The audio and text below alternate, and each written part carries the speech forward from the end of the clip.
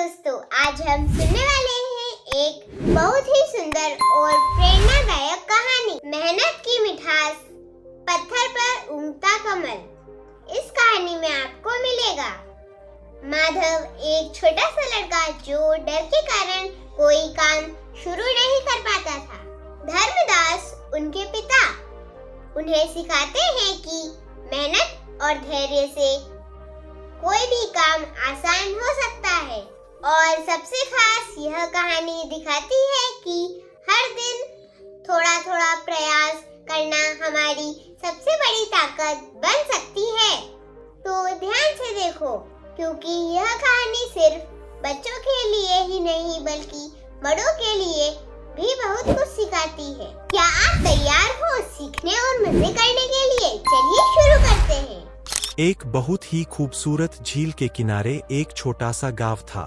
इस गांव में एक बूढ़ा मूर्तिकार रहता था जिसका नाम था धर्मदास। धर्मदास अपनी कला के लिए दूर दूर तक प्रसिद्ध था। उसकी बनाई मूर्तियां इतनी सजीव लगती थीं कि देखने वाला देखता ही रह जाता था। धर्मदास का एक अकेला बेटा था जिसका नाम था माधव। माधव बहुत ही सीधा साधा और दयालु लड़का था, लेकिन उसमें एक बहुत बड़ी कमी थी। उसे कोई भी काम शुरू करने से पहले ही डर लगने लगता था। उसे लगता था कि वह कभी सफल नहीं हो पाएगा, खासकर अपने पिता की तरह। जब धर्मदास उसे मूर्तिकला सिखाने की कोशिश करते तो माधव 2-4 बार छेनी थोड़ी चलाता और फिर हिम्मत हारकर बैठ जाता। एक दिन धर्मदास ने माधव से कहा, बेटा, मेरे बाद इस कला को कौन संभालेगा? तुम कोशिश ही नहीं करते। माधव ने उदास होकर कहा, पिताजी, मैं आपके जैसा कभी नहीं बन पाऊंगा। मेरे हाथ कांपते हैं और मैं सही से छेनी नहीं चला पाता। मुझसे यह सब नहीं होगा। धर्मदास ने अपने बेटे को हौसला देते हुए कहा, हिम्मत मत हारो बेटा। याद रखो, कला सिर्फ हाथों का नहीं, मन का काम है। तुम रोज बस 5 मिनट अभ्यास करो, चाहे कुछ भी हो जाए। माधव ने अपने पिता की बात मान ली। अगले दिन से उसने एक छोटा सा पत्थर लिया और हर दिन बस 5 मिनट उस पर छेनी चलाने का अभ्यास करने लगा। शुरुआत में उसे बहुत मुश्किल हुई। पत्थर पर खरोंच भी मुश्किल से पड़ती थी। गांव के कुछ लोग उसका मजाक भी उड़ाते थे, यह 5 मिनट में क्या मूर्ति बनाएगा? पर माधव ने किसी की बात पर ध्यान नहीं दिया और अपना अभ्यास जारी रखा। कई महीने बीत गए। माधव ने 5 मिनट का अभ्यास बढ़ाकर 15 मिनट कर दिया, फिर आधे घंटे। धीरे धीरे उसकी छेनी में वो जादू आने लगा जो उसके पिता की छेनी में था। उसके हाथ की नसों में जैसे पत्थर की रग-रग को पहचानने की शक्ति आ गई थी। एक दिन गांव में बहुत बड़ा मेला लगा।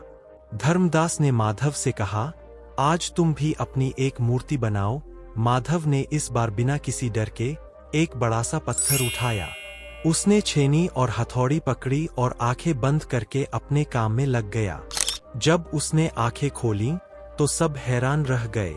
उस पत्थर पर एक सुंदर कमल का फूल खिला हुआ था।